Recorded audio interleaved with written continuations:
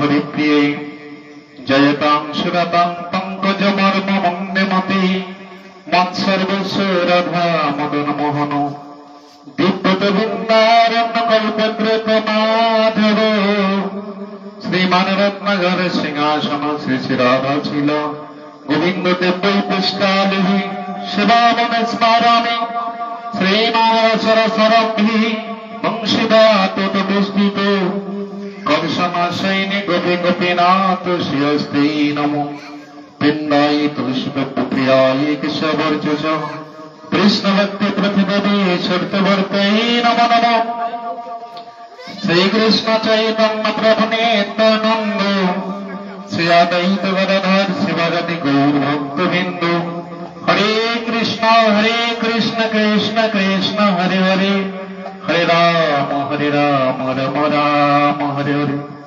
सर्वग्र स्मृति गुरु पाद नित्य लीला प्रविष्ट विष्णु प्रातष्टर शतशील भक्ति वेदांत परिजन गोस्वामी गुरु महाराज युक्त हूँ नित्य लीला प्रविष्ट विष्णुपाद अष्टतर शतशील भक्ति वेदांत वामन गोस्वामी महाराज युक्त हूँ अनंत गुरु वैष्णविंद जय युक्त जय जनिताय हो ब्रह्मानंदे हरि हरि बोल।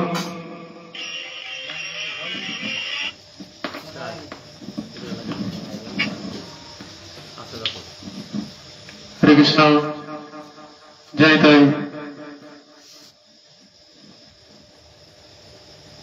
जनिताय এটির সাথে কানেক্ট করব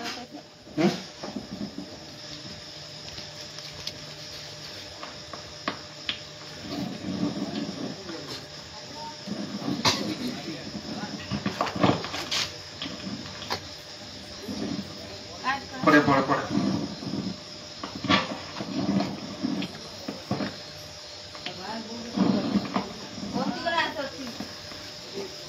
যাহার করুণা হলে জগতের করুণা হয় নিত্যলীলা প্রবিষ্ট বিষ্ণুপাদ অষ্টতর শতশীল ভক্তি বেদান্ত পরিচিত গোস্বামী গুরু মহারাজের হাতুর চরণে ষষ্ঠাঙ্গে দণ্ডবত অনন্তগুরু বৈষ্ণববৃন্দের চরণ কমলে ষষ্ঠাঙ্গে দণ্ডবত যোজনিতায় গুরুমানন্দে হরে হরে। যাক আজকে মহাভাগ্যবান যে বাড়ির গৃহকর্তা নিশিপাল প্রভু বাড়িতে আজকে ভাগবত হরিকথা হচ্ছে, কারণ অনেক ভাগ্যের ফলে বৈষ্ণব আসিয়া মিলে ঘরে, এটা অনেক ভাগ্যের প্রয়োজন আছে। তবে সবার ভাগ্যে ঘটে না। এই সাধুগুরু বৈষ্ণবের দর্শনে যায় মনের ময়লা, পরশে উঠে প্রেম তরঙ্গ। প্রতিদিন যদি কেউ সাধুগুরু বৈষ্ণব দর্শন করে তার শরীরের আবর্জনা ধীরে ধীরে পরিষ্কার হয়ে যায়। আর যদি দর্শন না করে বৈষ্ণবের চরণে অপরাধ করি তাহলে কি হবে? বৈষ্ণবের কাছে যদি ক্ষুদ্র অপরাধ মহাভোজনাতে পড়ে যায়। বা একজন শিষ্য গুরুদেবের কাছে গিয়ে বলছে, গুরুদেব এই মন্দিরে গিয়ে কি হবে? ওখানকার বৈষ্ণবরা সমালোচনা করে, এর কথা ওর কথা বলে খারাপ খারাপ ভাষায়। ওই মন্দির না যাওয়ার থেকে বাড়িতে বসেই ভগবানের নাম করাই ভালো। তখন গুরুদেব বলছেন শিষ্যকে, আচ্ছা তুমি মন্দিরে যাও, তুমি নানা রকম বৈষ্ণব নিন্দার কথা শোনো। হ্যাঁ, আমি তো সাক্ষাতে শুনি, এই কথা ওর কথা নিন্দা করে। বৈষ্ণব নিন্দা করলে তো সেটা শোনাও অপরাধ। তখন গুরুদেব বলছে, তাহলে তুই আজকে যাবি, আমি তোমাকে বলছি এক বাটি তেল নিয়ে যাবি, আর এক বাটি তেল যাতে পড়ে না, তুমি ওই তেলের বাটিটা নিয়ে ওই মন্দিরটা 7 বার পরিক্রমা করবে। ঠিক আছে গুরুদেব, আজকে তাহলে তোমার কথাই আমি মন্দির যাব। তিনি এক বাটি তেল নিয়ে গেছেন, এদিকে ভাগবত শুরু হয়ে গেছে।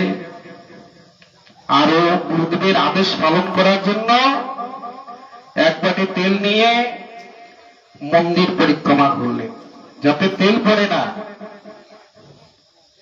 এবার 7 বার প্রদক্ষিণ করলেন, করে চলে আসলেন। পরের দিন গুরুদেব জিজ্ঞাসা করলো, আজকে কয়জনের নিন্দা কথা শুনেছিস? বলছে গুরুদেব সময় পাই। কেননা যে আমি তেলের প্রতি লক্ষ্য করতে আমার সময় পাইনি শেষ, আর এবং ওই নিন্দুকের কথাকে কি করে শুনবো, শোনার সময় পাই। গুরুদেব তখন বললেন, এইরকম ভাবে হরিভজন করতে হবে, কে কি বলবে না বলবে তা শোনার দরকার নেই। তাহলে অন্যের কথা সমালোচনা করবে, তুমি নিজে পড়ে যাবে। তাহলে অন্যের কথা যখনই সমালোচনা করবে, প্রশংসা করাটা খারাপ, নিন্দা করাটা ভালো। আমাকে নিন্দা করবে, নিন্দা করলে আমার অপরাধটা তিনি নেবেন, কিন্তু প্রশংসা করাটা ভালো না। যত প্রশংসা করবে, প্রশংসা করলে তার গুণগুলো পাবে। এই জন্য একজন গ্রামে বৈষ্ণব ছিল, তার পাশাপাশি আরেকজন অবৈষ্ণব ছিল। প্রতিদিন ভোরবেলায় মঙ্গলারতি করে আর সারাদিন ভিক্ষা করে। সন্ধ্যাবেলায় সে সন্ধ্যা আরতি করে। ওই পাশের বাড়ি অবৈষ্ণব, ওই তিনি কিন্তু এগুলি দেখতে পান না, তিনি কিন্তু এগুলি ভালো পান না, নিন্দা করেন, ওর নামে সমালোচনা করে। আর উনি গিয়ে শোনে যে আমার নামে ইনি অনেক সমালোচনা করছে। আচ্ছা করুন, করাই ভালো। এরকম ভাবে কিছুদিন যেতে না যেতে ওই লোকটা হঠাৎ করে স্ট্রোক হয়ে মারা গিয়েছে। এখন ইনি তো জানে না যে তিনি যে মারা গিয়েছে, যেদিন তার শ্রাদ্ধ হবে তিনি শুনতে পাইলেন যে লোকটা তার নামে প্রতিদিন নিন্দা করত, সেই লোকটা মারা গিয়েছে। তিনি ছুটতে ছুটতে তার বাড়িতে গেলেন, গিয়ে বলছে, আচ্ছা কে মারা গিয়েছে? যে তোমার নামে যে লোকটা নিন্দা করে সব সময়, তিনি মরে গিয়েছে। তখন হাত জোর করে বলে, তিনি যে মারা গিয়েছে, এখন আমার নিন্দাটা কে করবে? আমার ভিতরটা কে পরিষ্কার করবে? এতদিন তো ইনি পরিষ্কার করে দিয়েছেন, এখন তো আমাকে কেউ নিন্দা করবে না, এখন আমার ভিতরটা কে পরিষ্কার করবে? এই জন্য শাস্ত্রে বলেছে, সাধু পরিষ্কার করে নিন্দুকে, আর গ্রাম পরিষ্কার করে সুখরে। যত যার নিন্দা করবেন তত ভালো, প্রশংসা করাটা খারাপ। এই জন্য মহাপ্রভু তিনি বলেছেন, এই জগৎ জীবকে চেতন করার জন্য যে তোমরা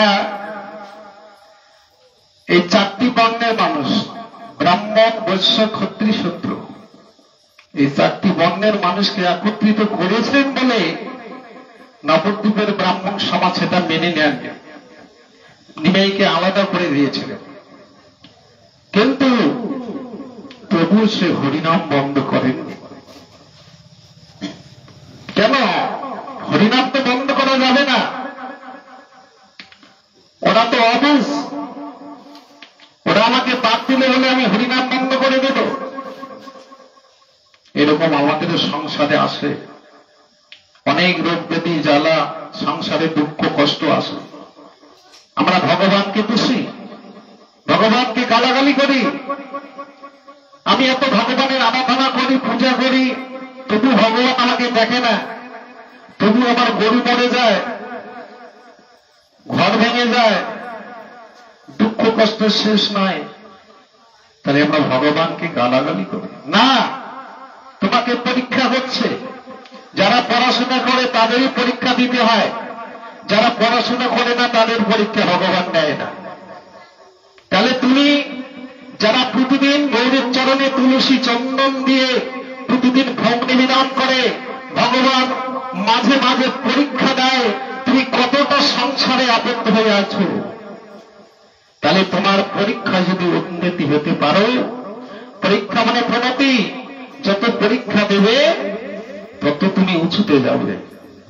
আর যদি ভগবানের তুমি দাস হতে পারছো, পেরেছ, তাহলে সংসারের মালিক ভগবানকে দিয়ে, সংসার ভগবানকে অর্পণ করে দিয়ে তুমি তার দাস রূপে সংসার পরিচালনা করবে। আর ওই সংসার হবে নিত্য কৃষ্ণের সংসার। নিতাই গৌরানন্দে হরি হরি বল। তাহলে আমরা এই জগতে কেউ সংসার করতে আসেনি। অনেকে বলে না যে আমার সংসারের যে জ্বালা, সংসার আমার মাথার উপরে আছে, কিন্তু সংসারের এই সংসার কারো মাথার উপরে নেই। এই সংসার নিয়মিত চলতে থাকলে এই সংসার কেউ বানাইতে পারেনি এবং সংসার আনতেও পারেনি, সংসার ভাঙতেও পারবে না। এই সংসার সৃষ্টি করেছে স্বয়ং ভগবান। স্বয়ং ভগবান এই সংসার সৃষ্টি করেছে, তোমাকে কেবলমাত্র সংসারে পাঠিয়ে দিয়েছে, সংসারে পাঠায়নি। তাহলে তুমি যে সংসারে আসলে, সংসারটা আগে ছিল কার ছিল? বাবা। তাহলে বাবার সংসারে আমি এসেছি, সংসারটা তৈরি করা ছিল, এবার বাবার সংসার আমি খাচ্ছি। এবার সংসার থাকতে থাকতে আমি মরে গেলাম, আমার ছেলে খাচ্ছে। তাহলে এইরকম ভাবে সংসার চলতেই পারবে। কিন্তু আমরা সংসারে আসবো আর চলে যাব, কিন্তু কি করতে এসেছি সেটাই আমরা বিবেক শূন্য, বিবেক চেতনা হারিয়ে গিয়ে মানুষ ভুল পথে গিয়েছে। আসলটা ফেলে দিয়ে নকলটাকে ধরে আনন্দ করছে। একটা হচ্ছে নিত্য সংসার আর একটা হচ্ছে অনিত্য সংসার। যে সংসারে মোহ সৃষ্টি হয়, মোহ কিসে আসে? অর্জুনের একবার মোহ এসেছিল। এই যে মোহ, কাম, ক্রোধ, মোহ, লোভ, মোহ, মদ, মাৎসর্য, এই যে 6টা রিপু, এই 6টা রিপুর মধ্যে এরা কিন্তু কেউ কমা নয়। তাহলে এই মোহটাকে কিভাবে নাশ করবেন? এই যে অহংকার, মনের 4টে রূপ, মন, বুদ্ধি, চিত্ত, অহংকার। এই মনের 4টে রূপ হয়। তাহলে মনের কাজ আলাদা। মন, বুদ্ধি, চিত্ত, অহংকার। আমাদের ভিতরে অহংকার আছে। টাকা থাকলে অহংকার আছে, রূপ থাকলে অহংকার আছে, আছে না? যাদের রূপ আছে তার রূপের অহংকার, দিনে 7 বার আয়না দেখবে। আর যদি আমার রূপ না থাকে তাহলে অহংকার থাকবে?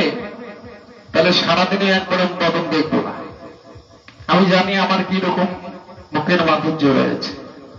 তাহলে আমাদের এই যে অহংকারগুলি, রূপের অহংকার, টাকার অহংকার, যৌবনের অহংকার কিছুক্ষণের জন্য। এই জন্য শাস্ত্রে বলেছে যে ভগবানের দাস হয়ে তোমরা নিত্য সংসার করো। আমরা প্রত্যেকেই ভগবানের দাস। আমরা কোথা থেকে এসেছি? ভগবানের থেকে এসেছি। তাহলে ভগবান আমাদের জগৎ পিতা, আস্বাদে ভৃত্য, যারা জয়সে নাচায় তারা তৈসে করে নিত। তাহলে যে যেভাবে নাচতে চায় ভগবান তাকে সেইভাবে নাচাচ্ছে। তাহলে এই যে আনন্দের মধ্যে তফাৎ আছে। একটা সংসারী লোক, তাদের আনন্দ একরকম, যারা মদ খেয়ে রাস্তায় ঘুরে থাকে তার আনন্দ এরকম। আর যারা সন্ধ্যার সময় সকালবেলায় ভগবানের আরতি করে তার আনন্দ আর এরকম। তাহলে কারো আনন্দের সঙ্গে কারো আনন্দ মিলবে না।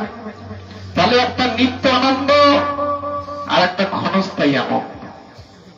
তাহলে নিত্য আনন্দ কোনটা? যেটা অনাদিরাতে গোবিন্দ সর্ব কারণে কারণ, যিনি ভগবান, তার নামে যারা আনন্দ করে সেটাই হচ্ছে শ্রেষ্ঠ আনন্দ। এই আনন্দে যারা মেতে থাকতে পারবে তারাই গৌরীর কৃপা পাবে। কলিতে কোন সাধন ভোজন নেই, কলিতে কোন সাধনা নেই, ধ্যান যজ্ঞ পূজা এগুলো তো সত্যদেবা ব্যাপারে ছিল। কলিতে একমাত্র কেবল নাম। তার মধ্যে দিয়েছে কে দিয়েছে? আরাধনার মধ্যে পঞ্চরাত্রি দীক্ষায় আমাদের কিছুক্ষণের জন্য ভগবানকে স্মরণ করা, সেটা হচ্ছে আহ্নিক। সন্ধ্যার সময় সকালবেলায় যে আহ্নিক করা হয় ওই সময়টুকু ভগবানের আরাধনা করতে হয়। আর ওই সময় যাতে মন কুচিন্তায় না যায়। সন্ধ্যার সময় ধ্যান করতে বসে আহ্নিক করতে বসতে গেলে কলিযুগের মানুষ ধ্যান করতে পারবে না। ওই 10 মিনিট যে আমি আহ্নিক করব ওই সময়টুকু মনটা স্থির থাকে না, ছুটে ছুটে বেড়ায়। কি বেড়ায়? কে কত টাকা নিল, কার কাছে কত পাই, চোখ মুখলি ওটাই দেখা, তাই না? তাহলে এই জন্য এই বিষয় বাসনা আমাদের যাতে মনের মধ্যে লিপ্ত হয়ে না থাকে। আমি যেন সংসারে ভাসতে থাকি। সংসারে কেউ ডুব দেবে না। যারা সংসারে ডুব দেবে ভাসতে পারবে না।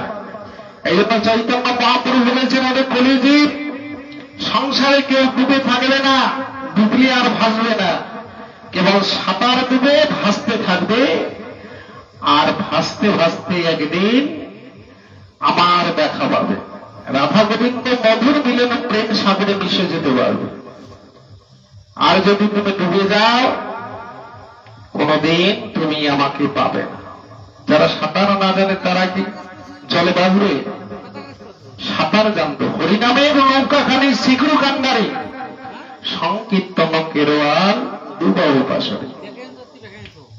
শীঘ্রদেব কান্ডারি রূপে তোমাকে এই ভব সাগর পার করে দেবে। আমরা যে ভগবানের সেবা দেই, আমরা কি আমাদের যোগ্যতা রয়েছে? ভগবানের সেবা দেওয়ার যোগ্যতা আছে একমাত্র গুরুদেবের। ভগবানের প্রতিনিধি গুরুদেব, তাই বলি গুরুদেব ভগবান নয়। তাহলে গুরুদেব আমাদের ভগবানের পার্শ্বদ হয়ে আমাকে ভগবানের সঙ্গে কানেকশন যুক্ত করে দিয়েছে। তাহলে জীবেরও নিস্তারও লাগি নন্দসুত হরি, ভুবনে প্রকাশ হলেন তিনি গুরুরূপ ধরি। এই জন্য চৈতন্য মহাপ্রভু গুরু করলেন কেশব ভারতীকে, সন্ন্যাস গুরু কেশব ভারতী। তিনি যখন দীক্ষা দিতে চাননি, অনেক প্রশ্ন করেছিলেন, প্রশ্নের উত্তর দিয়ে দিয়েছিলেন। তখন কিন্তু কেশব ভারতী মনে মনে চিন্তা করেছিল, আমার হাজার হাজার লাখ লাখ শিষ্য এইরকম ভাবে মাথা তুলে কথা বলতে পারে না। আর যে নিমাই পণ্ডিতের কাছে আজ আমি একটা প্রশ্নে হেরে যাচ্ছি, একে দীক্ষা দেওয়ার আগে আমাকে দেখতে হবে তিনি কে। তিনি কয়েক মিনিটের জন্য ধ্যানস্থ হলেন। ধ্যানস্থ হয়ে দেখলেন তিনি অন্য কেউ নয়, শঙ্খ চক্র গদা পদ্মধারী ভগবান শ্রীকৃষ্ণ কলিযুগে মস্তক বন্দন করে হাত জোর করে দাঁড়িয়ে আছে। কেশব ভারতীর সামনে আমাকে দীক্ষা দাও গুরুদেব। তিনি ধ্যান ভেঙে হাত জোর করে বলছে কেশব ভারতী ভগবানের কাছে, প্রভু আপনি এসেছেন আমার কাছে, দীক্ষা দীক্ষা গ্রহণ করতে? যিনি অনন্ত কোন বিশ্ব ব্রহ্মাণ্ডের মালিক, তোমাকে আমি কি দীক্ষা দিব? আমি ডাকার মন্ত্র জানি, আমি আহ্বানের মন্ত্র জানি, কিন্তু দীক্ষার মন্ত্র জানি না গুরুদেব, আমি তোমাকে দীক্ষা দিতে পারবো না। তখন চৈতন্য মহাপ্রভু বলেছিলেন, গুরুদেব তুমি যদি আমায় দীক্ষা না দাও তাহলে জগৎ উদ্ধার হবে কি করে? তোমাকে দীক্ষা দিতেই হবে। চৈতন্য ভাগবতে দেখবে, আগে চৈতন্য মহাপ্রভু কেশব ভারতীকে হরিনাম দিয়ে দীক্ষা দিয়েছিলেন। সেই দীক্ষা আবার জগৎ শিক্ষার জন্য মহাপ্রভুকে সেই দীক্ষা দিলেন। সেই দীক্ষা গ্রহণ করে তিনি সন্ন্যাস হয়ে গেছিলেন।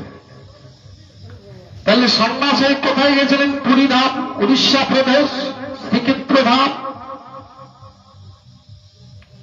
তাহলে এই শ্রীক্ষেত্রে গিয়ে কি দর্শন করলেন? শ্রী জগন্নাথ। এটাই গৌরবানন্দে হয়ে হল। তাহলে এই যে সমুদ্র, অনেকে যায় জগন্নাথ দর্শন করতে, অনেকে আবার সমুদ্র দেখতে যায়, যায় না? সমুদ্রে স্নান করতে যায়। তাহলে সমুদ্রে স্নান করলে কি পাবে? জগন্নাথ দর্শন করলে কি পাবে? সমুদ্রের জল কি লবণাক্ত? সমুদ্রে স্নান করলে কিন্তু সর্বশরীর লবণাক্ত হয়ে যায়, আবার স্নান করতে হয়। আগে কিন্তু সমুদ্রের জল ছিল মিষ্টি, রং ছিল দুধের বর্ণ। ওটা অভিসম্বোধ করেছিলেন পার্বতী দেবী। পার্বতী দেবী ভোলানাথকে দেওয়ার জন্য তপস্যা করেছিল 1000 বৎসর। এই পার্বতীর রূপ দেখে এই সমুদ্র রাজ তিনি পাগল হয়ে গেছেন। পার্বতী তোমাকে আমি বিয়ে করব। অসম্ভব, তুমি আজকে আমাকে লোভে লালসিত হয়ে আমাকে বিয়ে করতে চাও? আমি একজন বৈষ্ণবের স্ত্রী, ভোলানাথের স্ত্রী পার্বতী। আমাকে তুমি বিয়ে করবে? তোমার এত বড় শ্রদ্ধা, তোমাকে আমি অভিসম্বোধ করলাম, যাও। আজকে লোভের কারণে তুমি যে আমার রূপের প্রতি নয়ন দিয়েছ, তোমার জল যে মিষ্টি ছিল আর মিষ্টি থাকবে না, লবণাক্ত হয়ে যাবে। আর তোমার জলের বর্ণ দুধের মতো ছিল, এখন তোমার জল ঘোলা হয়ে যাবে। অভিসম্বোধ করল। তাহলে এই অভিসম্বোধ কোনদিন খণ্ডন হবে না। পরিধানে এখনো যাবে, এখনো সমুদ্রের জল লবণাক্ত। তাহলে চৈতন্য মহাপ্রভু পুরীধামে গেলেন। পুরীধামে গিয়ে কি দর্শন করলেন? শ্রী জগন্নাথ। যেই গৌর, কিছুক্ষণ আগে প্রভু কীর্তন একটা বলল না, যেই গৌর সেই কৃষ্ণ, সেই জগন্নাথ। তাহলে এটা আলাদা নেই, যেই গৌর সেই কৃষ্ণ সেই জগন্নাথ। তাহলে আজকে যেই গৌর সেই কৃষ্ণ সেই জগন্নাথ হয়ে আজকে চৈতন্য মহাপ্রভু নিজেই ভগবান হয়ে তিনি জগন্নাথের কাছে গিয়ে 2 হাত তুলে যে হা জগন্নাথ, হা জগন্নাথ বলতে বলতে তিনি মাটিতে পড়ে মূর্ছাগত হলেন, জ্ঞান হারা হয়ে গেলেন। এই জন্য চৈতন্য মহাপ্রভু বলেছিলেন যে আমি তার্কিকের সঙ্গ করব না, আমি পণ্ডিতের সঙ্গ করব না, কারণ এদের প্রেম নেই। যারা তর্ক করে, যারা পাণ্ডিত্য দেখায়, তাদের কি প্রেম আছে? তাদের কোনোদিনের প্রেম আসবে না। আমি কার সঙ্গ করব? আমি ভক্তের সঙ্গ করব। আর ভক্তের সঙ্গ করলে ভক্তরা কোনোদিন তোমার তর্ক বিতর্কে যাবে না। ওরা শুধু হরিনাম করে প্রেম আস্বাদন করবে। তাহলে চৈতন্য মহাপ্রভুর যে অত কিছু জানার দরকার নেই। তবে হ্যাঁ, যেটা সার বস্তু, যেটা জানার জন্য, সেটাই জানবে। তাহলে এই যে চৈতন্য মহাপ্রভু কলিতে এসে তিনি শ্রী জগন্নাথ দর্শন করলেন। জগন্নাথকে, তিনিই তো জগন্নাথ। জগন্নাথ ছিল কে? কোথায় পূজা পেয়েছিলেন? নীলমাধব রূপে। তিনি পাহাড়ের মধ্যে পূজা পেয়েছিলেন। বিশ্ববসু রাজা পূজা করেছিলেন। নীলাচলে পরিধামে সেই গোপনে পূজা করেছিলেন নীলমাধব, বিশ্ববসু রাজা। আর নীলমাধব বলেছিলেন যে তুমি যে আমাকে পূজা করো, দ্বিতীয় ব্যক্তি যেন না জানে। আর কোনদিন যদি কাউকে তুমি দর্শন করাবে, তাহলে সেদিন থেকে তোমার হাতে আর পূজা নেব না। এই অনেক ঘটনা, তো যা কিছুদিন আগে হয়তো ছানযাত্রা এসে গেছে জগন্নাথের 27 তারিখ। তাহলে জগন্নাথের স্থানের পর 15 দিন জগন্নাথের দরজা বন্ধ থাকে মন্দিরের। কেন বন্ধ থাকে? জগন্নাথের শরীরে জ্বর এসে যায়, এই জন্য 15 দিন দরজা বন্ধ থাকে। 15 দিন জগন্নাথ দর্শন হয় না। চৈতন্য মহাপ্রভু তিনি তো স্বয়ং নিজে ভগবান। তিনি প্রতিদিন জগন্নাথ দর্শন করেন। একদিন জগন্নাথ দর্শন না করলে তার ভালো লাগে না। গম্ভীরার থেকে প্রতিদিন আসে, পায়ে হেঁটে জগন্নাথ দর্শন করে যায়। এদিকে যে জগন্নাথের স্থানযাত্রা করা মন্দির বন্ধ হয়ে গেছে, পূজারীরা পান্ডার আর দরজা খুলবে না। চৈতন্য মহাপ্রভু সে দরজার সামনে দাঁড়িয়ে আছে। পূজারীদের হাত জোর করে বলছে আমি একটু জগন্নাথ দর্শন করব না। জগন্নাথের স্নান হয়ে গেছে, 15 দিন দরজা খোলা হবে না। কারণ জগন্নাথ আমাদের বর্তমান শয়নে আছেন, অসুস্থ হয়ে গেছে, 15 দিন পর দরজা খুলতে হবে। তখন চৈতন্য মহাপ্রভু মনে মনে অনুতপ্ত হয়ে বললেন, হে জগন্নাথ, তুমি যদি আমায় দর্শন না দাও, তাহলে আমি এই প্রাণ রাখব না। কারণ তোমাকে যদি আমি দেখতে না পাই, তাহলে আমি এই দেহ সমুদ্রে নিক্ষেপ করে প্রাণ ত্যাগ করব। মহাপ্রভু অনুতপ্ত হয়ে গেল, আমি তোমাকে দর্শন করতে পারলাম না। তাই চৈতন্য মহাপ্রভু মনের অনুরাগে জগন্নাথ দর্শন করতে পারলেন না বলে তিনি ছুটতে ছুটতে সমুদ্রের পাড়ে গেলেন।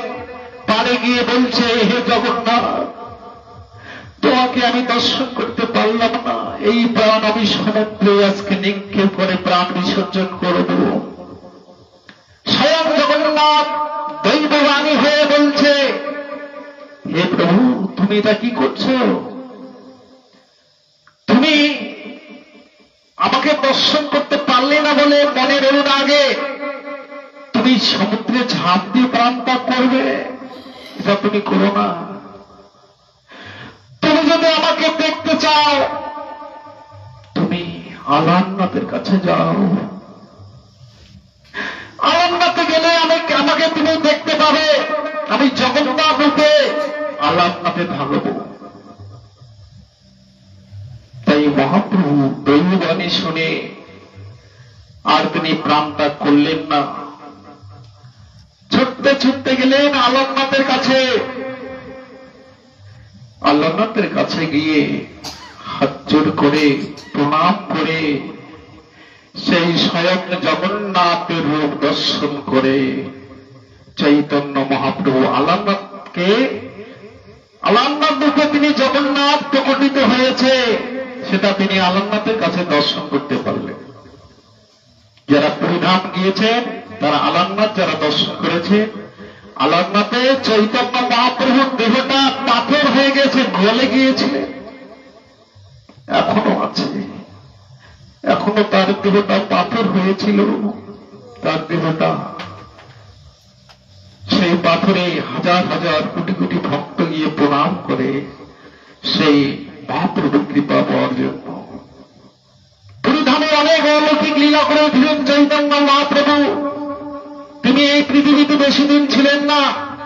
তারপর যুগে কৃষ্ণ 125 বৎসর দেহ ত্যাগ করেছে, আর কলিযুগে তিনি 48 বৎসর পর এই দেহ তার বিলীন হয়ে গেল। কোথায়?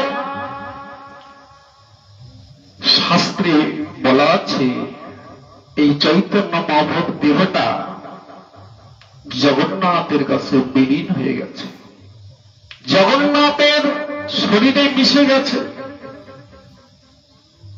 চৈতন্য মহাপ্রভুর দেহটা জগন্নাথের কাছে মিশে গেছে বলে মহাজনগণ কীর্তনে লিখে দিলেন যে গৌর সেই কৃষ্ণ, সেই জগন্নাথ, জয় জয় জগন্নাথ সচিদানন্দ নিতাই জগনানন্দে হরি হরি বল। সচির নন্দন কৃষ্ণ। তাহলে এই সচির নন্দন কৃষ্ণ আজকে স্বয়ং নিজে ভগবান হয়ে তার নাম করে তিনি আজকে কাঁদছে। কেমন? নিজে আচরি ধর্ম জীবনে শিখায়, নিজে আচরণ না করলে জীবকে কখনো শেখানো না যায়। তিনি মনে মনে ভাবছেন যে 3 যুগে আমি কাঁদতে পারিনি, কলিযুগে আমাকে কাঁদতেই হবে। কিন্তু কাঁদতে গেলে তো কৃপার দরকার আছে। এই জন্য দেখবেন মায়েরা যখন তখন কাঁদতে পারে, কিন্তু বাবাদের অত সহজে চোখে জল আসতে পারে না। তাহলে মায়েদের হৃদয় হচ্ছে কোমল, কথা বলতে না বলতে তারা নয়নে জল এসে যায়। আর আমাদের হৃদয় হচ্ছে পাথর, অত সহজে গলে না। তাই তিনি এই প্রেমকে নাবার জন্য কোথায় গিয়েছিলেন? রাধারানীর কাছে গেছিলেন। রাধারানীর কাছে প্রেম আছে, এই জন্য রাধারানীর কাছে গিয়ে হাত জোর করে বলেছিলেন, হে গো রাধে, যে গোপীদের প্রেম ভক্তি ভালোবাসাতে আজকে আমার প্রেমের ভান্ডার ফুরিয়ে গেল, তুমি আমাকে একটু প্রেম ভক্তি ভালোবাসা শিখিয়ে দাও না। রাধারানী বলেছিলেন, হে প্রভু, এই প্রেম ভক্তি ভালোবাসা শিখতে হলে তোমাকে কাঁদিতে হবে, পারবে তুমি? তখন ভগবান একটু চিন্তা করে বললেন, রাধে, যুগে যুগে এসেছে আমি রাজার ঘরে, কলিতে জন্ম নিব দরিদ্র ব্রাহ্মণের ঘরে। যুগে যুগে করেছে আমি 2 হাত তুলে কৃপা, কলিতে তোমার ঋণ শোধ করার জন্য ভিক্ষার ঝুলি কাঁধে নিয়ে দ্বারে দ্বারে করিব আমি ভিক্ষা। ওগো রাধে, প্রভু যদি ঋণ শোধ না হয়, আমি এই নদিয়ার মাটিতে ধুলায় গড়াগড়ি দিয়ে কাঁদব। তোমার কৃপা পাবার জন্য এই নদিয়ার মাটিতে ধুলায় গড়াগড়ি দিয়ে কাঁদব রাধে।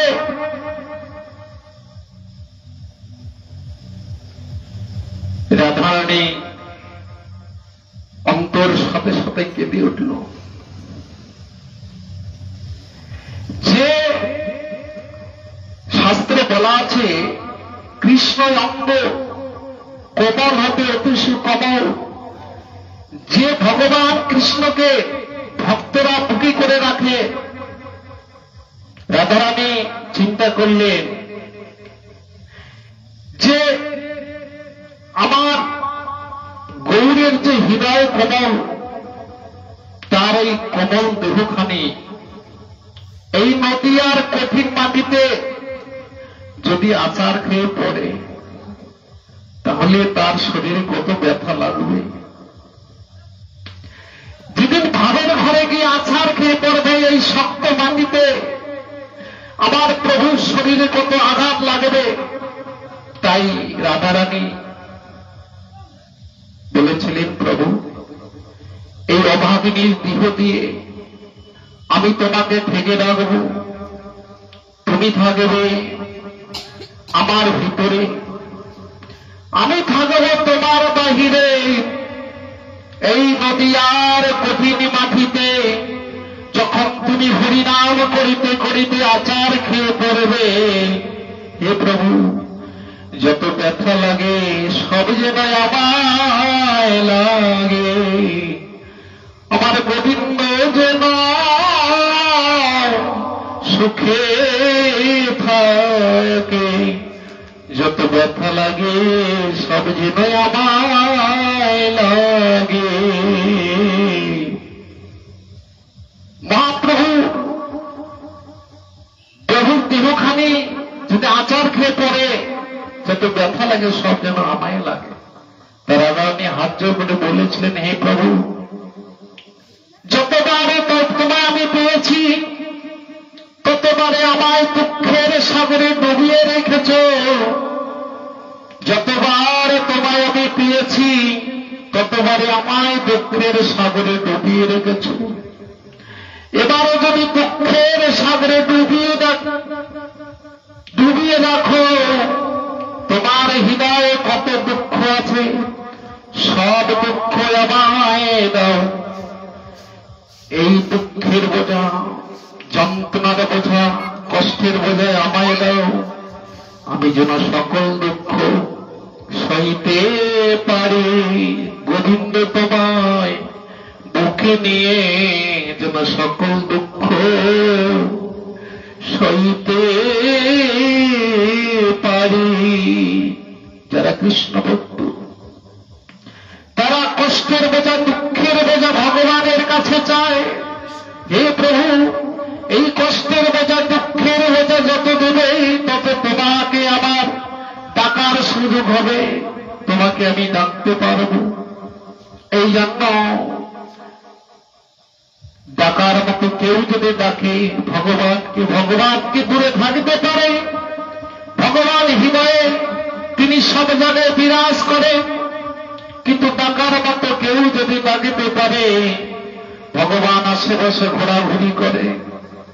কিন্তু আমার নয়ন আছে কিন্তু দেখতে পারি না, মায়ার পর্দা দিয়ে ঢাকা রয়েছে, এই নয়নে দর্শন করতে পারে না। দর্শন করেছিল অর্জুন ভগবান শ্রীকৃষ্ণের, বিষ্ণুর দর্শন করেছিলেন কোন চক্ষু দিয়ে? এই নরচক্ষু দিয়ে কোনদিন ভগবানের বিশ্বরূপ দর্শন করিতে পারেনি। কিন্তু আমরা মানুষ হয়ে কি করে ভগবানের রূপ দর্শন করব? গুরু যেদিন আমাদের জ্ঞান চক্ষু দান করবে, সেই চক্ষু দিয়ে আমি ভগবানের রূপ দর্শন করিতে পারব। চক্ষু দান বিলোদে জন্মে জন্ম প্রভু সেই দিব্য জ্ঞানে হৃদে প্রকাশিল। গুরুদেব যেদিন আমাদের এই জ্ঞান চক্ষু দিয়ে দেবে, সেই চক্ষু দিয়ে আমরা ভগবানের শ্রী গোবিন্দের শ্রীমূর্তি দর্শন করতে পারব। তাহলে এই চক্ষু আমাদের কতক্ষণ থাকবে? এই 12 ঘন্টা, এরপরে বুঝে যাবে, বন্ধ হয়ে যাবে। তারপরে আমাদের রাত্রিবেলায় কোন চক্ষু ফুটবে? ওই জ্ঞান চক্ষু ফুটবে। সারা রাত্রি কি দেখব? সারা রাত্রি স্বপ্নকা, মানে সারা রাত্রি স্বপ্নই দেখব, আর কালকে আবার জাগব। ভগবান যদি কালকে সকালটা দেখায় তবে তো জাগব, আর যদি না দেখায় ওই পর্যন্ত হরিব। তাহলে এই যে কার মৃত্যু কখন হবে বিধাতা লিপিবদ্ধ করে রেখেছে, কিন্তু আমরা প্রত্যেকে আশার মধ্যে আছি আরো 10 বছর থাকবো, 20 বছর থাকবো, আছে না? আমরা ভাবছি যে আরো 10 বছর, এবার তো হলো না, আগামীতে চেষ্টা করবো। আগামী বছর থাকতে পারবো কিনা এটারও গ্যারান্টি নেই, এটা কেউ বলতে পারবে না আজ রাতে কাল কি হবে। এই জন্য মহাপ্রভু বলেছেন, ওরে কলিযুগ তোমরা যতক্ষণ আছে ওই সময়টা চিন্তা করো, পরেরটা আমি দেখব। কিন্তু পরেরটা যারা নিজের চেষ্টায় বলে, কিন্তু ওই আশার মধ্য দিয়ে তাকে আমি এখান থেকে বিদায় দিব। আশার মধ্যে না, একতলা আছে দোতলা করবো, দোতলা করা হলো না, ওই একতলা দিতে না দিতে তার প্রাণ চলে গেল শ্মশানে। আর কি দোতলা করা হলো না? এই জন্য চৈতন্য মহাপ্রভু বলেছেন, বলেছে কলিযুগ তোমরা সাধু সঙ্গ করো, সাধু সঙ্গ করে জেনে নাও আমি কতক্ষণ থাকবো এই পৃথিবীতে, তাহলে আমার আয়ু কতক্ষণ এটা কেউ বলতে পারবে না। নিজের আয়ু নিজেকে বলতে পারে না, ওটা বিধাতা, স্বয়ং বিধাতা লিপিবদ্ধ করেছে। যেদিন তুমি জন্ম হয়েছ সেদিন তোমার মৃত্যুটাও লিখে দিয়েছে, কিন্তু ওই মৃত্যুর সন্ধান কেউ জানে না। অনেকে বলে যে টাকা থাকলে ভালো হয়, বাঁচা যায়।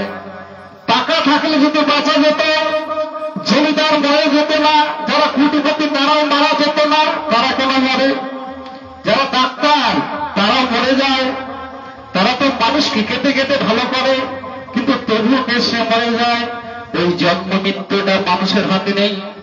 মানুষ কোনদিন সৃষ্টি করতে পারে না জীব, মানুষ কোনদিন রক্ষা করতে পারে না। এই জন্য মৃত্যুকে রক্ষা করতে পারে না। এটা হচ্ছে ভগবানের খেলা, ভগবানের লীলা। তাহলে ভগবান এই পৃথিবীতে জীবকে পাঠিয়ে দিয়েছে, বলে জীব তোমরা যাও সংসারে, সংসারে গিয়ে সংসার তত্ত্বটা জানো। এই সংসারে গিয়ে তোমরা সার বস্তুটাকে গ্রহণ করে অসারটাকে বর্জন করো। কি করতে গিয়েছ? এসেছে একা, যেতে হবে একা, সঙ্গে তোমার কেউ যাবে না। তাহলে সঙ্গে তুমি যদি এসেছিল, কেউ কে তোমার সঙ্গে এসেছিল? তুমি তো একাই এসেছিলে। কিছুদিন পর 2 জন হলে, তারপরে 3 জন হলে, এইরকম ভাবে বাড়তে বাড়তে সংসারের সদস্য অনেক বেড়ে গেল। হলো না সংসারের সদস্য? তাহলে এই সংসার মাঠে খেলতে খেলতে যেদিন তোমার খেলা শেষ হয়ে যাবে, সেদিন সংসার মাঠ থেকে তোমাকে নামিয়ে বিদায় দেবে। সেদিন তোমাকে আর কোনদিন কেউ দেখবে না, তোমার কথা কেউ কোনদিন ভাববে না, তোমার দিকে আর কেউ তাকাবে না। কোনদিন তাকাইছে? যতদিন তুমি রোজগার করতে পেরেছিলে, যতদিন তুমি জীবিত ছিলে, ততদিন তোমার এই সংসারের অধিকার ছিল, এই সংসারের তুমি মালিক ছিলে। আর যখনই তোমার দেহ থেকে প্রাণ চলে যাবে, তখনই তোমার এই সংসারের দায়িত্ব শেষ হয়ে যাবে। তোমার প্রতি কেউ আর ভালোবাসাও দেখাবে না, তোমার প্রতি কেউ আর মায়াও করবে না। কিছুক্ষণের জন্য কাঁদবে এই লোক দেখানো জগৎ সংসারে, কিছুক্ষণ পর কান্না বন্ধ হয়ে গিয়ে ব্যাংকে কত টাকা রাখছে ওটার তোমার খবর করবে, ওই টাকা এদের সবাই মিলে ভাগ করে নেবে। তাহলে তুমি এই পৃথিবীতে গিয়ে তুমি রোজগার করবে। কি রোজগার করবে? টাকা পয়সা রোজগার করবে, ব্যাংকে রাখবে, সবাই ভাগ করে নেবে। তাহলে পারমার্থিক জগতের ধন রোজগার করবে, পারমার্থিক জগতের ধন রোজগার করলে ওটা কেউ নিতে পারবে না, ওটা ভাই ভাই ভাগ হবে না, ওটা আত্মীয় স্বজন ভাগ পায় না, ওটা চোরে লিখে নিতে পারে না। যেদিন এই পৃথিবী ছেড়ে তুমি চলে যাবে, তুমি যেটা রোজগার করেছো ভগবান তোমাকে শুধু আসলে বুঝিয়ে দেবে। যদি তুমি মানুষের কর্ম করেছ, পরবর্তীকালে মানুষের ঘরে জন্ম হবে। আর যদি মানুষের কর্ম করতে না পারো, জীবজন্তুর কর্ম করেছ, তাহলে তোমার পশুরূপে জন্ম হতে হবে, 80 লক্ষ জনিতে যেতে হবে। তো এই জন্য মানুষ যখন চেতনা শক্তি জাগে, আমি কে, কোথায় ছিলাম, কোথায় এসেছি, কোথায় যাব, তখন মানুষ সাধু সঙ্গ করে। যতদিন পর্যন্ত চেতনা শক্তি জাগেনি, ততদিন পর্যন্ত কোনদিন কেউ সাধু সঙ্গেও যাবে না, কোনদিন ভগবানকে প্রণাম করবে না। কেননা ভগবান বলেছে, আমার ভক্ত, আমি ভক্তকে বড় ভালোবাসি। কেউ যদি আমার কাছে ছুটে যায়, আমি তাকে ফেলিয়ে দেই না, কারণ আমি হচ্ছে করুণা সিন্ধু। হে হে কৃষ্ণ করুণা সিন্ধু দীনবন্ধু জগৎপথে গোপেশ গোপিকাকান্ত রাধাকান্ত নমস্তুতে। ভক্তরা যদি আমাকে এই মন্ত্রে প্রণাম করে আমি তাকে কৃপা করি, আর মৃত্যুর সময় কেউ যদি আমাকে স্মরণ করিতে পারে, আমি তার দর্শন দিয়ে এবং তার আত্মা কল্যাণের উদ্দেশ্যে যমদুঃখ না আসতে পারে না, তার আত্মা কষ্ট পাবে না। যারা মৃত্যুর সময় আমাকে স্মরণ করবে, আমার স্মরণ করতে পারলে আমার বিষ্ণুগুণ তাকে আদর করে যত্ন করে তাকে আনন্দের সহিত হরিনাম করতে করতে নিয়ে যাবে। আর যদি আমাকে স্মরণ করতে না পারে, সংসারকে স্মরণ করে, আত্মীয় স্বজনকে স্মরণ করে, মা বাবাকে ডাকে, তার আত্মা ওই যমরাজের কিঙ্করে সে দণ্ড দিদির জমালয় টেনে নিয়ে যাবে। নিতাই গৌরবানন্দে হরি হরি বল, নিতাই গৌরবানন্দে হরি হরি বল।